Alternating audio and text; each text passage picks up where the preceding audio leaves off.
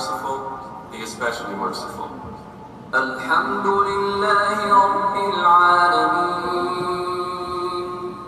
All praise is due to Allah, Lord of the worlds. Ar-Rahmanir Rahim. The entirely merciful, the especially merciful. Maliki Yawmiddin. Sovereign of the day of recompense. إياك نعبد وإياك نستعين. It is you we worship and you we ask for help. اهدنا الصراط المستقيم. Guide us to the straight path. صراط الذين أنعمت عليهم غير المغضوب عليهم ولا الضالين.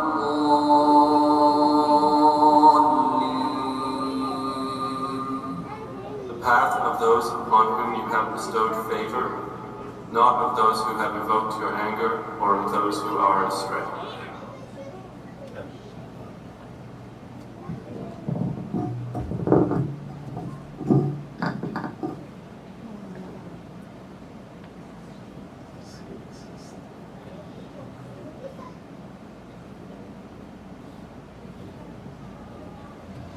Assalamu alaikum.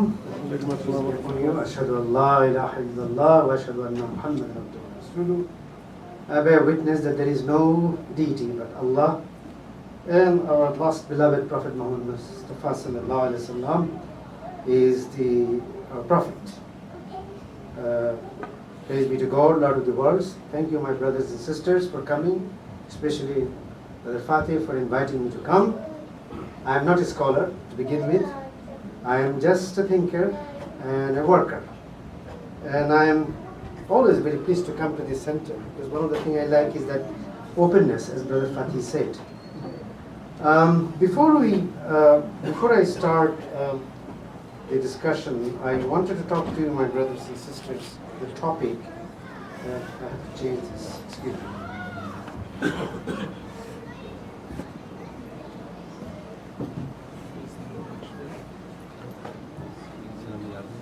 I think I have to change this. No, I made two posts. So you want to? Yeah, You can do it. extend. Yeah, extend. Okay.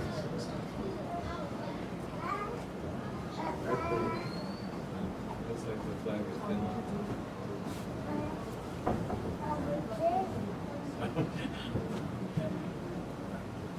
So the topic that I have selected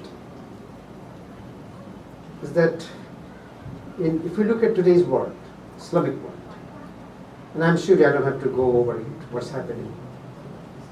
The point comes to me, and some of the non-Islamic friends of mine told me, asked me, Maruf is my nickname, I go by among my non-Muslim friends. Mahbub is my official name in Islamic circles. I go by Mahbub. Maruf, my mother called me Maruf, and it's easier. So, Maruf, what's happening in the Islamic world? One after the other, across the Islamic world, what's happening? Is it something to do with Islam, or is it something to do with the people? What is it? Something is always wrong. Hardly you hear good news. I said, well, this is a little bit generalization. There are some good news. There are some Nobel Prize peace winners, and if you look at some of the countries like Turkey, Malaysia, Bosnia, even Iran in some cases, are doing okay. But yes, you're right. The Islamic world, I have to agree, there is a crisis, one after the other. Anyway, so I have, first of all, I want to say to you that I have come here to speak only from myself. I belong to the Sufi group. I'm not speaking on behalf of my Sheikh or my Sufi group or anyone. Nobody asked me to speak. Brother Ahmed and myself, Brother Ahmed is my very dear friend. We discussed, so we said we should have a discussion. And this is my intention for the Muslim Ummah. What is the problem? And my intention is, maybe there is a solution that we can think of. Second, I will be generalizing. Without generalization, it's impossible. If I say there are 50 people here, that's a generalization. Because there are men and women, different cultures. So I'll be generalizing. Without generalization, no intellectual discussion. So I want to say. And as a Muslim, I can speak and maybe critique another Muslim, another country, another society, another race, as I can critique another religious group. So I want to make it very clear. And then finally, I want to tell you that this, I have to make a distinction when I speak, two things, which is culture versus civilization. When I will be using civilization, culture is local, ethnic. It is more static, handed down from generations. Civilization is much more sophisticated. It's something to do with the urban, something to do with the science and technology, something to do with the social organizations, political organizations, ethics, philosophy. So we must make a distinction between culture and civilization. So I want to make it very clear, because if we say there is, we are talking about civilization, you might think I am talking about culture. So there is a culture and there is a civilization. There is something called cultural relativism, right? That means one culture, every culture is relatively good, which is good.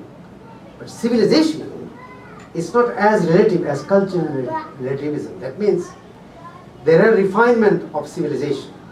I cannot say, for example, in this picture, oh,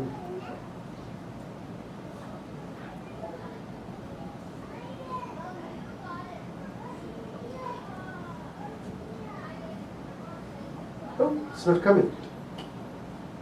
Are you not seeing it? Oh gosh. You said it's extending, right? Yes, you need to drag it. Drag. Or, So hold it and drag it. oh, I have to drag it. So that the mouse is always changing.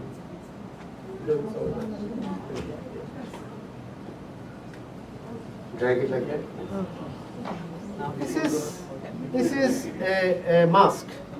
And the, sorry. Okay.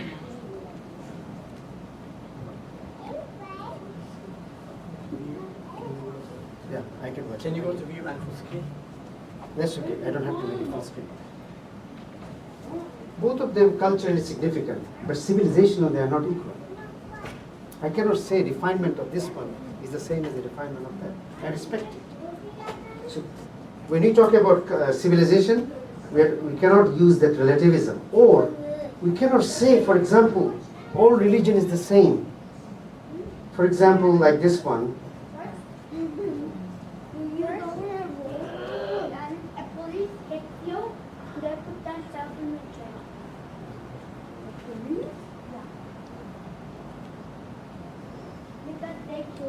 Aztec human sacrifice.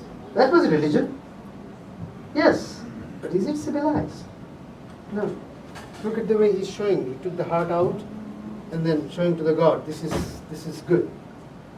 So I want to make it very clear that when I talk about civilization and culture, we are not talking about relativistically. Now, going back to my main point, I want to make sure that this is the case.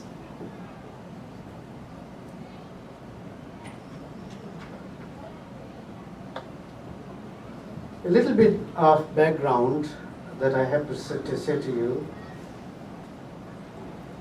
A man and woman's worldview is shaped by the parents. All of you, ask yourself. From childhood, your worldview is pretty much affected. So I have to say how I came to be. And I come from a fairly religious background family, but very tolerant. My mother used to have a women's gathering, religious gathering, every Wednesday in the house. We used to call it Milad, women's Milad. My father used to take me to the mosque. But one thing my mother and father both told me, never look down in religion, because every religion is same to God based on the devotion. One day I went to Sister Marianne knows, I went to Catholic school. I was talking to my father, I had a discussion with a Christian friend. He immediately frowned at me, looked at me, said, why discussion? The moment you start discussing, you say, my religion is better than yours, because every religion is precious, it's emotional, no discussion. If you want to know about Christianity, go to the church or read the Bible. The moment you start arguing, it will be a problem. As much as he's very religious, he was very respectful. Anyway, so I have 1971 Civil War really started thinking in my mind. We had a civil war. between Bangladeshis and Pakistanis. And many people were killed, including my uncle, was killed by Pakistan Army, my cousin's husband, and my another cousin, my father's sister's son. And he was very precious to me, and he used to love us, give us gifts. And at that time, I started thinking how 23 years ago, Muslims were fighting the Hindus for Pakistan. It was a Muslim versus Hindus. Same people, same leaders were fighting the Pakistanis on the basis of ethnicity and language. How can it be? So that I was small, but I started thinking and asking questions. And my father was a very objective person. He told me, okay, we have to find it out yourself. So he said that how would you determine somebody is objective or not? And he used to give us 3 newspapers. He used to tell me, he used to ask me, which one, same news, which one is more accurate, you think? And I was small, I started thinking, and he would never answer me. He would want me to bring it out for myself. I said, who is more truthful? How do you know who is more truthful? And then at one point I said, somebody who is not writing with emotion. That's the point. Whenever you're writing factual information, you must separate emotion from the intellect. Something we Muslims need to learn. And for example, even though my relatives are killed, the Bangladeshis, if you ask any Bengali, especially, they'll say Pakistani army has killed 3 million Bangladeshis. Completely false. According to my 30 years of research, maximum 30,000 have been killed. But what is 30,000 versus 3 million? You ask somebody writing books in the museum in Bangladesh we have seen on the 71, they wrote 3 million have been killed. It's perpetuating. So I asked her these questions. How do I know who is telling me the truth? And I used to have discussions. I remember I said, who is the most trustworthy? And my father used to have bringing different types of intellectuals in the house, somewhat like this. And he used to bring religious as well as secular. The people that I liked most, who is truthful, are the British trained civil servants. And I asked myself, why they are so different from the others? Whenever they discuss something, they always control the emotion. How can it be? Same Bangladeshis, same Bengalis. And my father was one of the civil servants. Then I realized the way they recruited, one of the things they did, first of all, it was a meritocracy. The best students used to go to the civil servant, best, and they had to be aristocrats, somewhat like Ottomans. Ottoman was meritocracy and aristocracy. But most importantly, they were very pro-Western. Even though they're pro-Western, they're never anti-religion. Some of them are religious, some of them are secular. But there's one thing I like them, they never, whether it is Hindu or Muslims, they will never go against the religion. And most importantly, they're very objective. So I started, why do you think if the British could train that type of good civil servants, what was the problem in the British period? So I started my historical project. I started asking my parents, my grandparents, was the British period good? He said that was the best. Whoa, how can it be? British period was the best. So they said, why? Because there are certain human conditions that are fulfilled. 2, security, law and order, and freedom.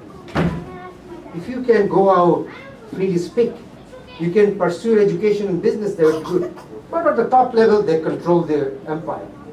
How can it be? I was very paralyzed. A foreign country took over India, ruled them, and some of them were very race conscious. How can the British be good? So I started that was my first historical project. I started asking questions. Literature, politicians, historians, even villagers. Because, my father, their family, usually the British people used to like the fair-skinned aristocrats. But what about the simple people? I asked probably hundreds of people, those who lived during the British time versus Pakistan, they say that was the best. Even the farmers, they said we had little food, but we were at peace. That was the most important thing. They kept law and order. And I realized, I asked the politicians immediately. They looted us, they were racist. The colony was an abnormal thing. We hated them, it is good, and we liked Gandhi, kicked them out. And all emotions. So I came to the conclusions. I will never trust politically minded. historians. Just like the political historian would say that 3 million Bengalis were killed by the Pakistani soldiers. It's not true. So, with that in mind, I came to America and I started, I was very happy to have come, here, very educated society, Muslims educated. I immediately became involved with the Muslim Student Association. I became the General Secretary. I was the ISNA Constituent Assembly member, changing bylaws, very active, because here I see international Muslim community. But even after that, I realized there is something not quite right. One of the things I didn't, most of the Islamic activists were very anti-West. They live in America, they hate America. Why? That was one of the questions, the khutbah, this is before 9/11 in the 80s. Sermons after sermons, always criticizing America. One day I approached them, I said, what's going on? You live in this country, you have come to education, why you say, oh, America, Israeli policy, this. I said, okay, but you're living in this country, you must respect. And at the same time, I realized it was not the hatred, it's more like I actually admire. One incident told me, there was an imam, who is a nice person, a Jordanian. We were doing parking lot, we were renting the parking lot for the football game. So all the Americans, they took our parking lot and they paid $20 for each. So one of the car was blocked, a big white man, a cowboy, redneck came to us, he said, I cannot go out. I said, we have to wait. And then he shouted, and he put his nose in front of me and said, you, where do you come from? And you, whatever he was trying, very racist way. I said, take your hands up, talk like a gentleman. So this Jordanian, who always thought that I am very pro-West, and I'm like probably survived with the white people, wait a minute. So after he left, he said, I now realize, Mahabub, our people, whenever they give khutbah, they always talk, and here I am, I was completely covered down and you stood up. He tells me, and he told me, and from that time on, he was a very good friend of mine. He said, yeah, we have to work on ourselves. Anyway, so I was not very happy, to be honest with you. Some of the international Muslim organizations in America, their attitude I found in contradiction to Islamic values. But I found the good ones. I'm going to talk about that. So I said to myself, I became a little doubtful. Many questions come when you see that type of thing. I say, wait a minute, who are the good Muslims? And I come from a religious family. I used to always go back to my family to fall back on. So I started going to the mosque, but I became suspicious. I didn't know at the time what is Wahhabism, Salafism. I didn't know. From Bangladesh, you do not hear these terms. Wahhabi, Salafi, you know, maybe Shia, Sunni. So I asked this project, who are the good Muslims? So I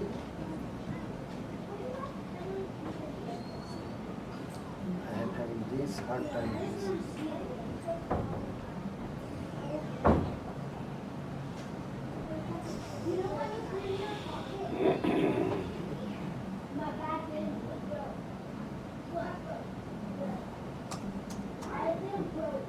So I was very, so what are the problems? I started this question. That what is the problem in the Islamic world? What are these? So I listed and I graded them. I'm not going to show the grading right now. Gulf between faith and practice, sectarian divisions, tribal and nationalistic divisions, typical Eastern ruled by tyrants and despots, lack of democracy, illiteracy, lack of education, non-Arab Muslims not understanding Arabic, Quran and other literature. Islam came to an uncivilized community, non-uniform culture, since the world is a different cultures, if you see the Europe, all white, China, all Chinese, Japan, all Japanese. Islamic world is a mixture of blue-eyed, blonde, blue-eyed to black Africans. Maybe it didn't gel properly, but everything I found there is a corresponding answer. No, in Islamic civilization, it was a polyglot culture. I look at the Turks, it was a different culture, it worked. So anyway, so I kept asking, Islamic world is in hot climate. I will think over that. Then I became hot-headed. So look at Europe, it's cold climate. And even Japan, but Islamic world in the belly of the world, and it's all hot. And hot climate makes people hot, it's true. And Pichtal talked about that. So then opposition to science and technology, especially from Europe, inward looking like Sufis and mystics, good Muslims frequent the mosque, leaving bad people to run business and state. If B is a problem. Like if you go to our mosque, I say very gentle soft. If you go to the business, cheating and lying, all going on. So there was a demarcation. So the good people go to the mosque, bad people run the business. Discrimination by Arabs against non-Arabs. Lack of sufficient women's rights and their voices. Prone to violence. Lack of Protestant ethics. Protestant ethics meaning work hard, that the way the science and technology advanced in Europe. Not a full implementation of Sharia, meaning Islamic State. But the most important that I found is state of denial. Blaming others, conspiring against Islam. This was the worst. Again, it is mine, of course. It is my observation. I started in '84 and I said I will take years before I come to conclusions. From '85 to about 2010, I decided to start talking about it. I think this is the problem, main problem. If you look at the Islamic world now, I ask you, what is the people put their worries, blames on? Always others, particularly the West.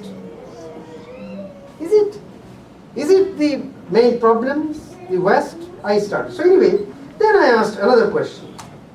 Who are the good Muslims among these? And I found one of the finest people I found in America, during convention, etc. My criteria is ethics, tolerance, civilized with adab, concordance between faith and practice, and overall caliber. Number one, who are they? Sufis. I remember I met among these people Brother Ziad Salim from Jordan. Now, there's one thing I want to say. One of the things I was disgusted in the MSA was the MSA started going against the Shia. There was a Mecca, there was a Shia pilgrims were pelted with stones from the roof. And that's when I said, this is wrong. So I called for a meeting that we must condemn it. ISNA said, no, we cannot condemn it. I said, Muzammil Siddiqui was sent by Saudi embassy. I said, this is unacceptable in Hajj. You put the stones. Well, they did something. No, they didn't. They didn't start the fight. No. So that's when I became. So I realized there was a very entrenched anti-Shia attitude among the ISNA and MSA. Now, so this brother Ziad Salim, he also joined me. He said, he's a Sufi. He said, that's wrong. And he told me something I know, he's a Sunni. He said, Mahbub, I like the Shias. I said, why? He said, when you look at their face, I feel like they have more faith than our people. Our people are always into politics. But the Shias, when you look at their faith, they have actually faith in it. And I met many people who said the same thing. And I have to tell you, honestly, that during my trip, I did find that. I'm going into that. But the Sufis, I found them to be much more open. Not always fighting for it. If they see a Christian, Jew, atheist, immediately they do not judge. Always say something good about them, always. So I said, there is the Shia. And my family is a Sufi background. I said, okay, but I am objective. I want to see more. Second, I found the Shia Muslims. Among the Sunnis and Shias, again, I am objective. Because I told you that's how I was trained. The Shia Muslims have more Islamic brotherhood than I was the Sunni Muslim. Again, I'm generalizing. Remember I said I will be generalizing. I find them like Shia Arabs. They're Sunni Arabs. We love our Arab brothers. And it is understandable. Islam came to Arabia, so Arabs think Islam is their property, which is okay. But the Shia Arabs, never I felt that. They always look at the non-Arabs with the same degree of brotherhood as themselves. Also, I have to say, they have a better ethics. I want to give you one example. There was a Shahzada Yaqub Khan was the general officer commanding during Pakistan, end of Pakistan. There was almost like an unrest, anti-Pakistan feeling. So the government said, take action, some type of military action. He said, no, I cannot. He said, you will be demoted if you don't. He was a lieutenant general. He is a Shia, he is from a royal family in Rampur. He said, I cannot kill my fellow Pakistanis. And he didn't say fellow Muslims, because their plan was to kill Muslims and Hindus, especially Hindu intellectuals. He said, let it be. If I am demoted, I will not. If you take the history of Pakistan army, you cannot find a single Shia took part in atrocities. Many of them rebelled. Many of them were suspended. They refused. Even during the decision was made in the headquarters, they stood up and told the president, what you're doing will have great repercussions. Anyway, there are many such examples. I will tell you that I found this, and I talked with the Shias, and one of the things I liked, that the Shias never tried to convert the Sunnis or trying to take over. And if you go to the MSA, sometimes they will not have election. Why? Because the Shias will take over. Always the excuse. Anyway, that is the second category I found. The Shia Muslims have a little bit more brotherhood. I'm not talking about some Aqidah, etc., but I'm talking about their behavior. The third, which I want to talk about, whatever the time left, is the pro-Western, westernized Muslims. I found, whenever I meet Muslims, anybody who looks at the Western civilization positively is much more tolerant than somebody who takes the Western civilization negatively. And again, it's my experience. I found Arabs, Indians, anywhere, whenever they say, we can learn a lot from the West. And there is a direct correlationship between a pro-Western and somebody who is very tolerant. Like I mentioned Ziad Saleh, I had a Palestinian roommate. He said, Mahmoud, I went to, he said, he's one of the brilliant person and always very positive. I said, you are the first Arab I have met which is so distinguished. What is the reason? He told me, when I was growing up, I didn't only read Islamic books. I read the Western books, Western civilization, Western philosophers. So my mind is open. Our people, he said, the society I come from, they always take the West as the enemy. I didn't. Not only that, he said, I'm a Sunni. But I wanted to find out, and he was doing his PhD at the University of Oklahoma. And he was in Beirut, American University. He was gold medalist. He said, I wanted to see what Iran is all about. After the revolution, I went to Iran. He said, Mahbub, first time in my life, I go to a Muslim country. I am being respected as a Muslim and a Palestinian. When I went to the Iranian capital, everywhere I go, they always respected me. Now, I give you this example. This man, he's a very pro-Western, very westernized, Sunni, and yet he's saying good things about the Shias. I have never found one single Muslim who is pro-Western is intolerant. Not one. Who will say negative things about Shia or other people. So I started asking these questions. A pro-Western Muslim becomes very tolerant. Whenever I find an intolerance, whether it is Al-Qaeda, ISIS, ask yourself, what is the common anger? What is the leitmotif of their thoughts? Can you find one Islamic extremist pro-Western? One, give me one. None. Whether it is Al-Qaeda, whether it is ISIS, whether it is Abu Sayyaf in Thailand, any organizations which is extremist, you would not find a single one pro-Western. And their hatred is directed to whom first? West. Why? Did the West did so much harm? No. What is the largest donation come to the Islamic world? Where does it come from? The West. Not from the Arab world, not from even Turkey. Whenever there is crisis, who gives out aid? When Bangladesh had a famine, President Ford, and Bangladesh was pro-Soviet at that time, President Ford immediately sent 3 ships full of food, free, immediately, without any waiting. Congress, PL 481, go.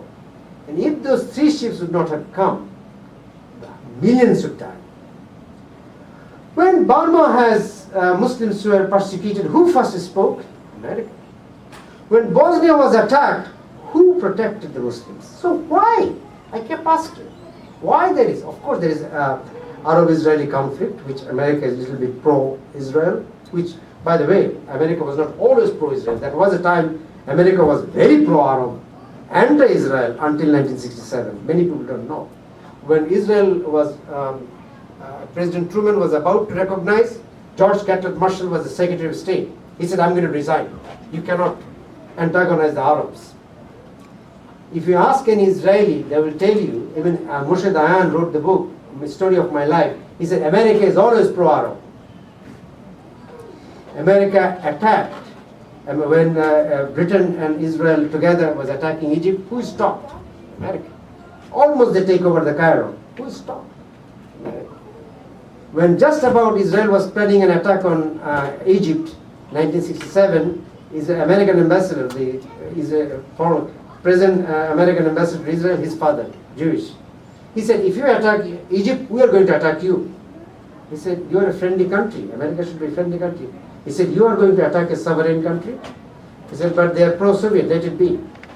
Anyway, the amount of aid Israel receives every year now is equivalent to all the aids Israel received from 47 to 67. Only after 67, the Jews in America and others, they stood up and they said, we have to do something. It was 67. Anyway, I asked this question, very open to you, and that is a discussion. Does anti-Western attitude help us in any way? Whenever you sit down and talk about anti-West, how does it help? And when we add this momentum to the people, we create ISIS, we created Al-Qaeda. What is the greatest anger ISIS has? Let's move to Yes. I'm asking. So my question is exactly this. Ask yourself: if we become pro-Western, do we gain or we lose? Will it be helpful if Muslims become pro-Western? Will it help in getting rid of antagonism, terrorism? This is the question I'm asking. I don't want to conclude, but I'm asking to you this question to you. That does it help us? And what shall we do? And this is my humble suggestion. The brothers say, how do we get rid of? I can say about we will make a reform. I don't believe in this. Reform will not happen. We don't have a khilafah that an authority will come and say Muslims follow it. Nobody. But perhaps intellectually, psychologically, we can change ourselves. And perhaps if we, among the imams, we say that we should work with the West, like Turkey. That's one of the reasons I like Turkey, Malaysia. They are very pro-West, but they are also pro-Islam. So this is my suggestion, one of the suggestions that could help the get rid of the terrorism, antagonistic, violent attitude. With this, I just put a simplistic, westernized Muslim. There was Abdullah VII, editor of the Turkish newspaper Istihad, wrote on Ataturk, there is no second civilization. Civilization means European civilization, and it must be imported with all its roses and thorns. They were just people. Of course, Turkey had gone through Ataturk torturous revolution. But Allah is the one who is in charge. Turkey, maybe Allah wanted it pass through that. Right now, Turkey is not anti-Western. Turkey is a good example. But what are the two constituents of Turkey? One is a very moderate Islam. Second is pro-Western. People say it's democratic. Well, I'm not so sure. It's developed. Well, Saudi Arabia is also developed. So what is the characteristic of Turkey in distinction from the other Muslim countries? What is the characteristic of Malaysia in distinction from other Muslim countries? It's a moderate Islam and pro-Western. Malaysia never takes anti-Western. Malaysia always said we are pro-Western. So this is my question to you, my brothers. One suggestion, that perhaps this terrorism, violent attitude, etc. they're going on, they think the West is our enemy, may produce, if we can get rid of this, may produce a moderate version of Islam. With that, I leave it to you, my brothers and sisters, for question and answer.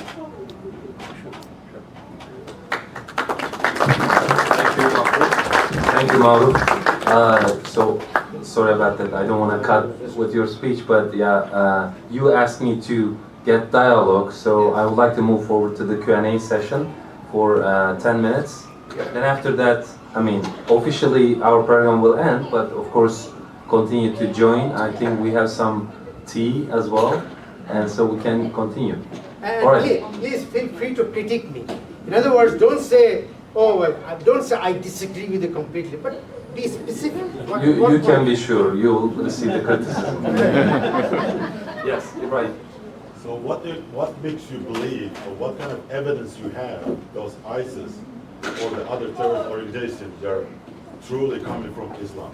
What kind of proof you have, or what kind of proof this government show the people? And you agree, and it seems like you're told you agree Muslims are terrorists.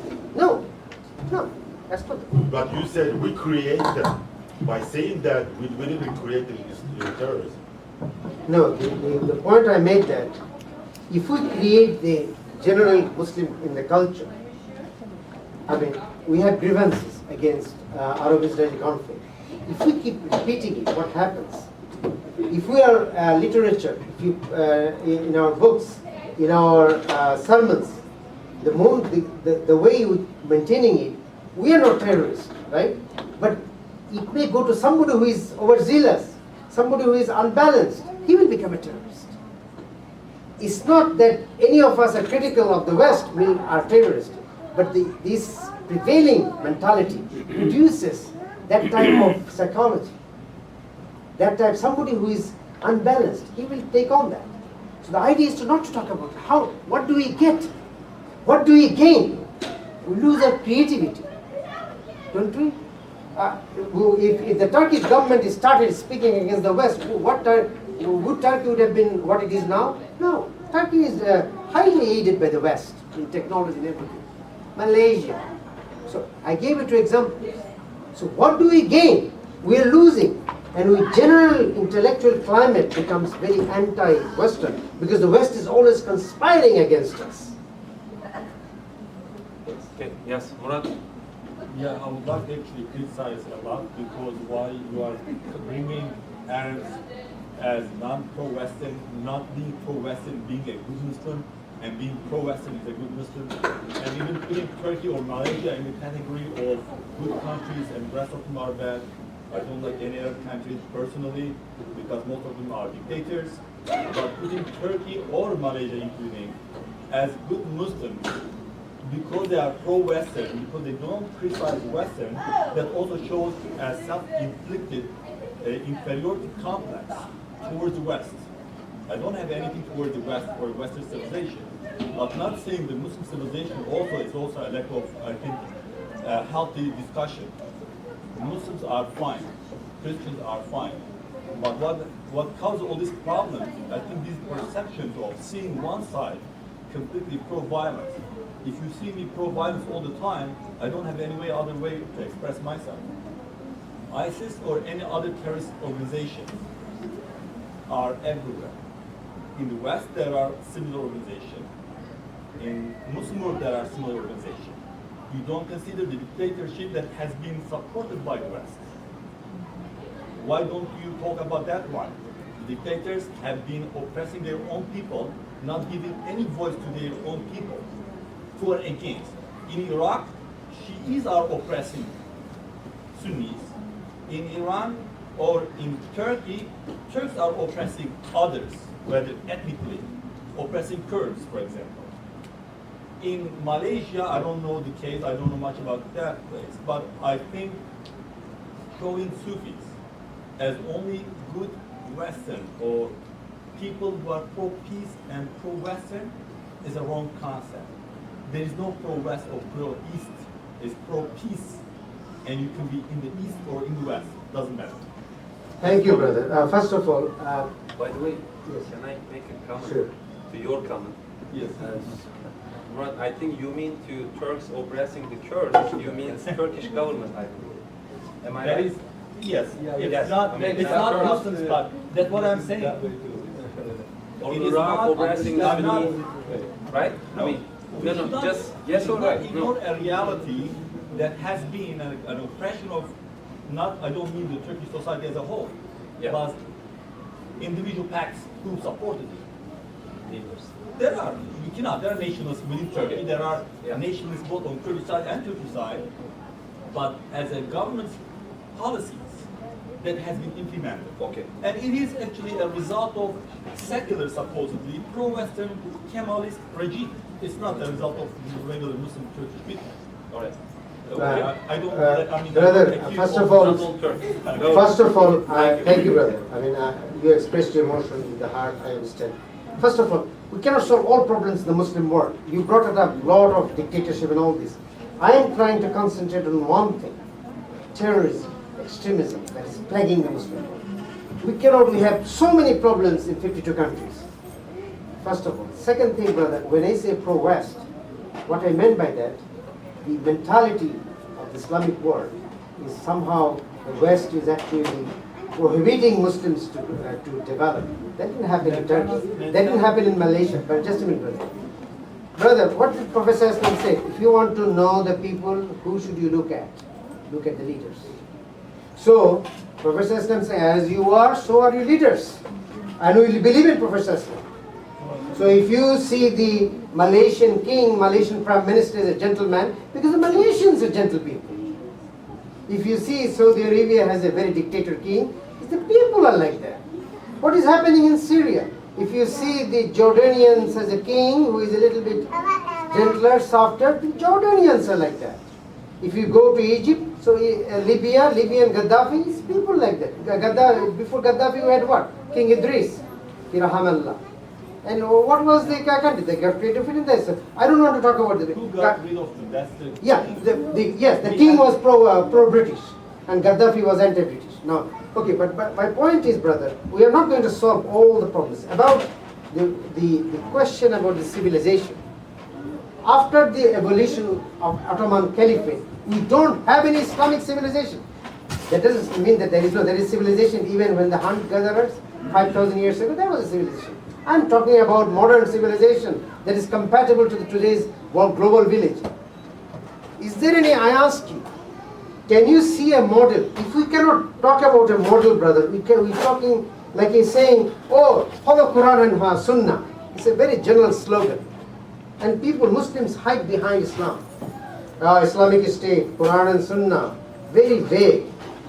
The reason I said pro-Western because, brother, everything we touch is Western.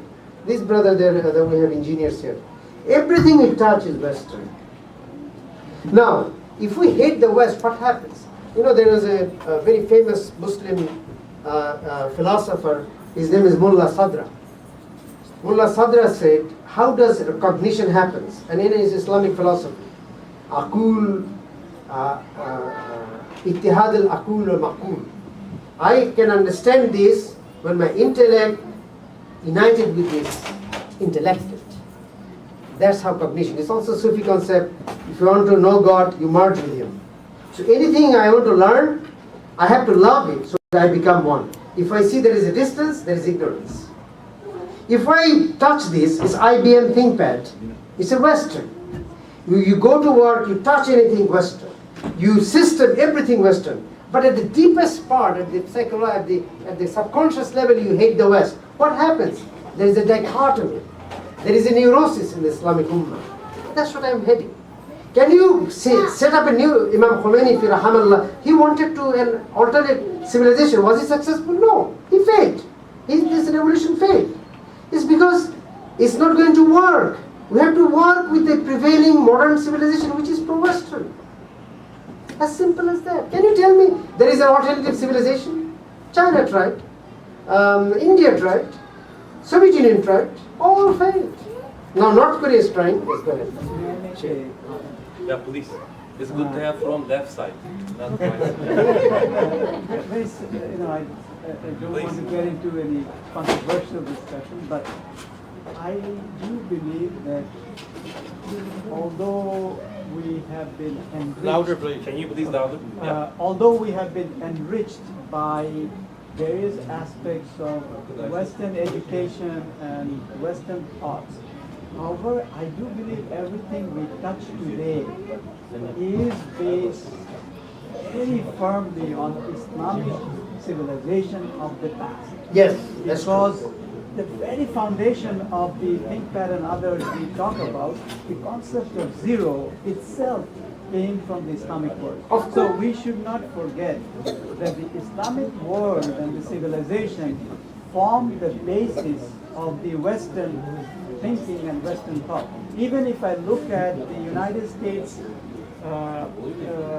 their policies, their governance, their constitution, significant amount has been what I think borrowed from Islamic thinking and Islamic thoughts.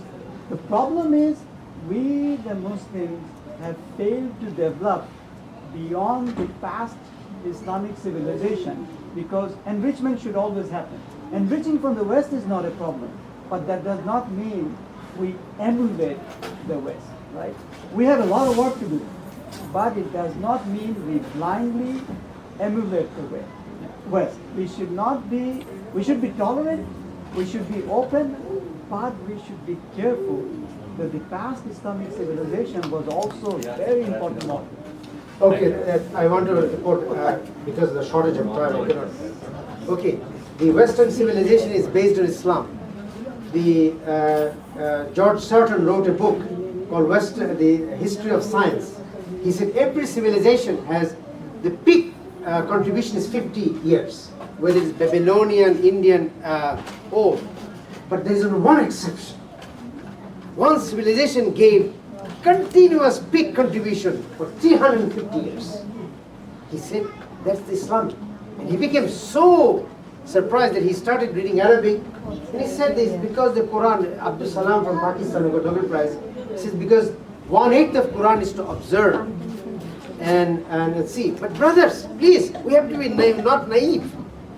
Islamic civilization contribution stopped 500 years ago.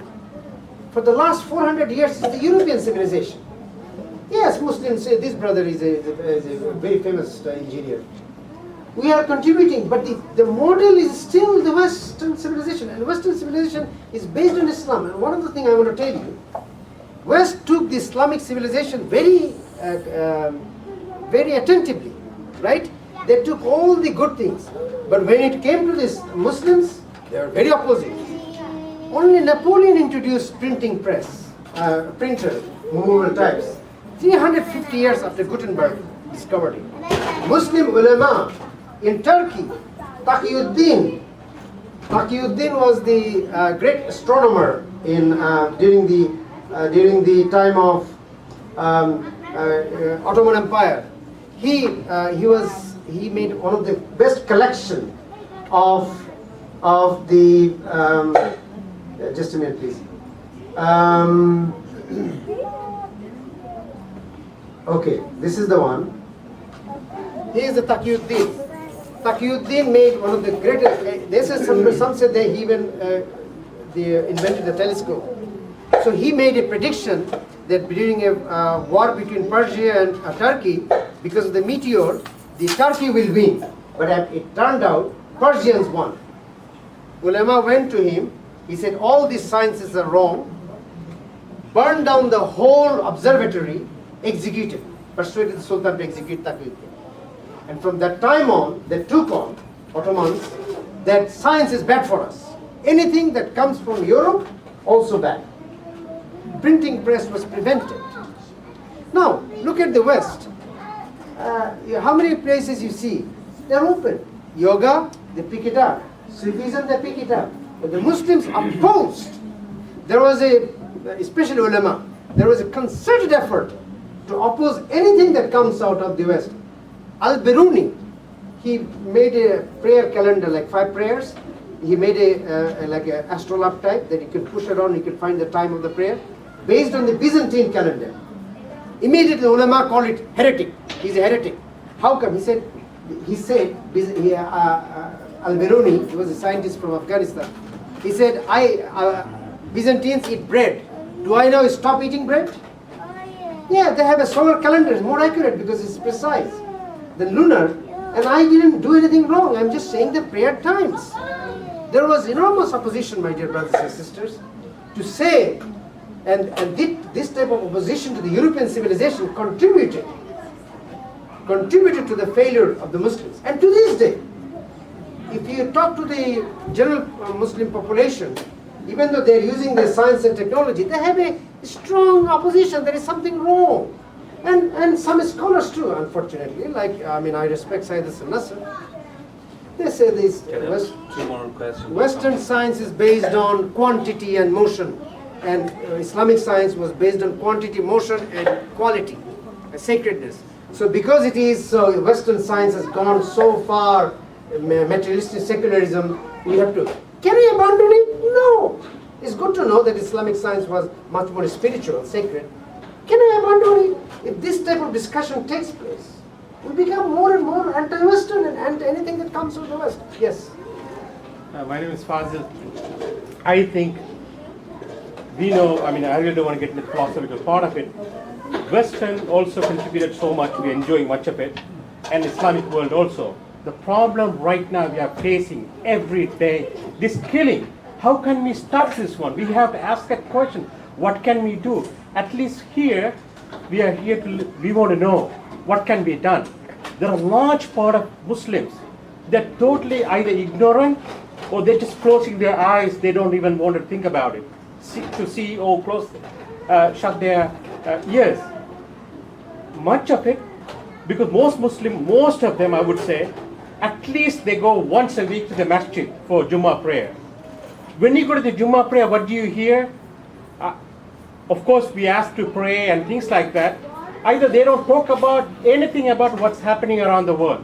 If they do talk about it, they only talk about the West. West is to creating all this chaos. West is making all this bug. West is creating all these things. Every time you hear, there's not a, maybe very few messages we hear, this is the problem, we need to do. Everybody has to speak up. This is killing every day thousands of people in the name of religion.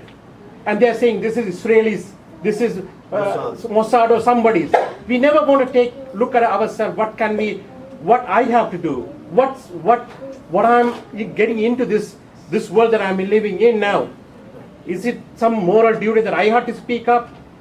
I think this is the part of it. We have to think towards deep ourselves. There is a problem. We ought to do something rather than blaming others. Thank you very much. And then I think this is, no, can I reply? Or the sister? Okay, go ahead. No, this gentleman.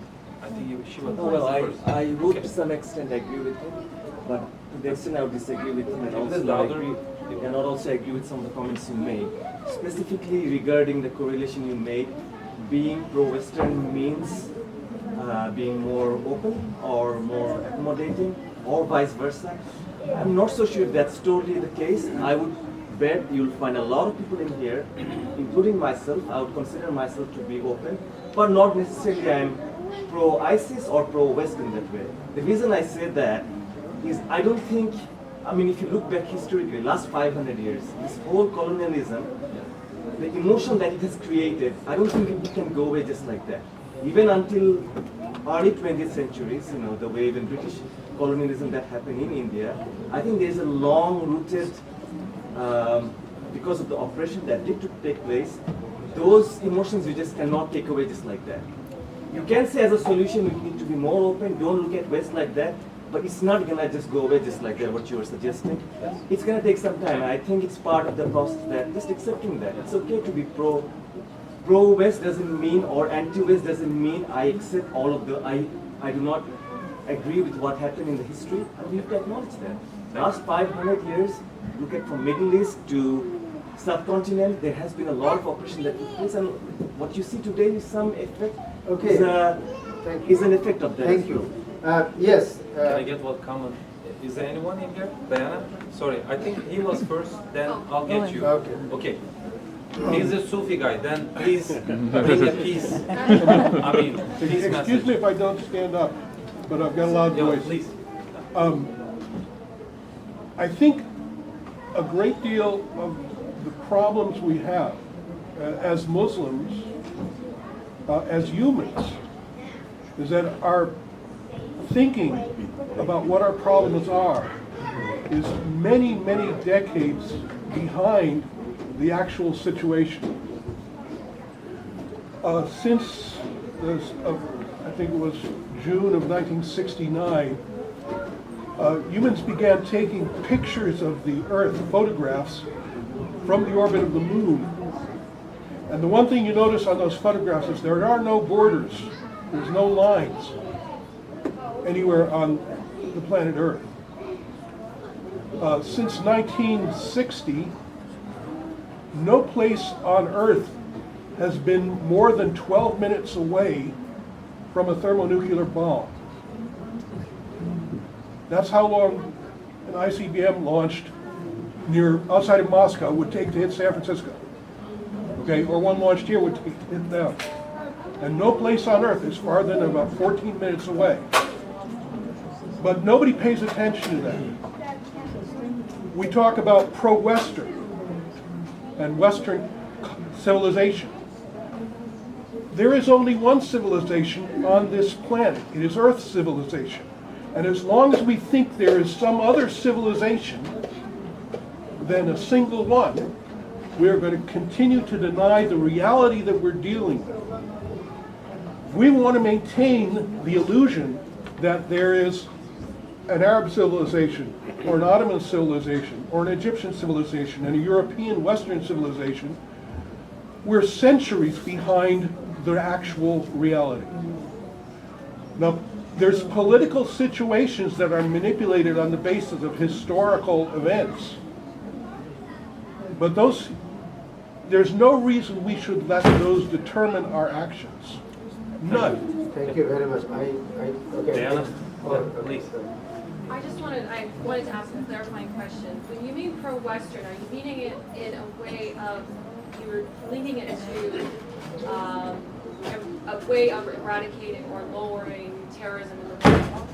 So were you thinking it in terms of because of the tendency to blame, wanting to blame exterior forces for your own hardships instead of looking into yourself? That is the That's what the place you're coming from. That's the It's place. saying, okay, let's be pro, because when you're saying pro, you're taking away an object to blame. Very good. So then they have to look inside themselves to find out what are we doing wrong. Right. Is that correct? That's Am I- exactly the point. You Okay. see, I like the system. May Allah bless you. So ladies solving problems. Yes, So- ladies. In fact, we had a Shia-Sunni discussion how to solve the Shia-Sunni. And the first thing I said, before there is a dialogue between the imams, their wives should discuss first. I suggested. See, this is the point. It's not a question of pro-West meaning like Ataturk. I consider Ataturk anti-West.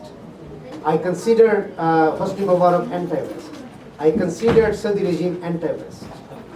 Pro-West, for example, Abdullah Hur, or Turgut Özal, Malaysian Prime Minister Rouhani, as opposed to Ahmadinejad. These are the people I call pro-West.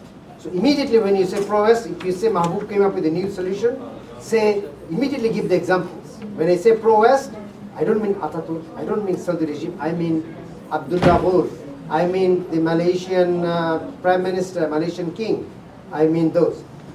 These people know how to solve the problems. The present government of Iran is trying to solve the problem. Now, and the reason I mentioned Turkey and Iran together, and that's one of the reasons I asked this brother that our Turkish brothers should cooperate with the Turkish organization. You must maintain your own identity, and I don't believe in somebody coming and taking over an organization, and that happens in Islamic organizations here. Somebody comes, put the money in a Muslim Brotherhood, like in San Diego, it was the Indian Muslim brothers. They were setting up the mosque. The Muslim Brotherhood came with the Gulf dollar, took the money, and took over. The Indian brothers, they used to celebrate Prophet Muhammad's birthday. They used to do other things like zikr. They stopped. No Shia come to the mosque. Why? Because they took over. They gave the money. At that time, the Indian Muslim brothers thought we are Muslims, we are united. So they allowed, and now they kick them out. So I want everybody to be careful. In the name of unity, you might cause much disharmony. But I asked his brother that Iranian brothers, Turkish brothers should celebrate Miladun Nabi, special programs together. That we should do together. And this is one of the things I'm suggesting, looking forward. As you said, it is a pro-Western approach, meaning not to have hatred. We should not have hatred against anyone, not against Shia, not against Christian, not against Jews, not against the West, not against Hindu. The emotion that is going on in the Muslim world is very anti-West. Brother Fazil travel. I asked him, you must come. He travels, he sees, and he's a very activist. He's seeing that the Muslims' mentality very negative. My point is to how to get rid of this negativity, not to be subservient to the West, not to imitate like this man said that everything the Europe takes, I'll take it. No, we have to keep our faith. But that's what I said. One thing I like, a Sufi approach and a pro-Western approach is the way to go. Okay. May I ask a short question? Okay, yeah. I mean, normally, yeah. So I just want to, just for a clarification perspective, when Can you please do louder? I mean, so just for the clarification perspective, if you're considering this concept as being a pro-West, then why wouldn't we call it a pro-Muhammad, pro-Jesus, pro-Moses, who actually taught that aspect of not having that hatred? Why are we calling it pro-West as opposed to... You see, one of the things I want you to leave, when you leave this place, I would like to keep with two impressions. One impression is that one of the problem, and I have 34 years of experience, we hide behind Islam. We hide behind Quran and Sunnah Muslims. Islam, why Sufi? Why Shia Sunni? Why Sufi? Why pro-Muhammad, I respect you. You see, this is the problem. We have to have a model. I can be pro-Islam, but I can say it's my interpretation. The reason I say pro-West is because by being a pro-West, I follow also a civilizational model. I do not fight against the model that I am following right now, the computer or the electricity, everything that I follow. That's what I meant by that. The moment you hate West, everything you touch, you're hating it. That is what I meant. We are Muslims. Our religion is Islam, Prophet Muhammad. You know, when I mention it to Sheikh Hisham, my theory, immediately Sheikh Hisham say, are you taking the West as a role model? Look, Imam Hassan, radiallahu anhu, he said that he studied Surah Baqarah for 8 years. And he extracted everything out of it to run a society. Sheikh Hisham is saying. And we have the Quran and the prophetic examples you are saying. Then I explained what I explained. Then he listened for a while, half an hour. All the people are listening. Then I said, Maulana, if you think my idea is wrong, I reject it. Karl Marx also came up with a new idea. He said, no, there are some truths in it. Write it. Write it and let it be critiqued. So that's why I started. Okay, thank you. You want to add something? Madam, you want to add something? Okay. All right. So, being westernized, pro-Western, etc., I don't see any problem because almost all Western people migrate from East to West. So we all Eastern. I think we all in one in somehow, right? So I think we do not have a problem at all at the end. I'm hoping so. I'm praying so. Okay. We almost came end, and so thank you for Maruf to this fruitful speech, and thank you for all criticize, comments, and that's why we are here, right? But all civilized discussion. Thank you for all, and we have a small gift. And may I call the sister Marian Farina? She is a very distinguished scholar from GTU. We have a small gift for the Maruf to give him, and sister Marian is a very distinguished scholar from GTU. She is honored today us. So this is the small gift for the Maruf. Please give him. Thank you. And thank you very much.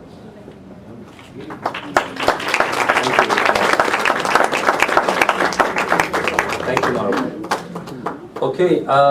Yes, we have another lecture in November 2nd with Dr. Eugene. He's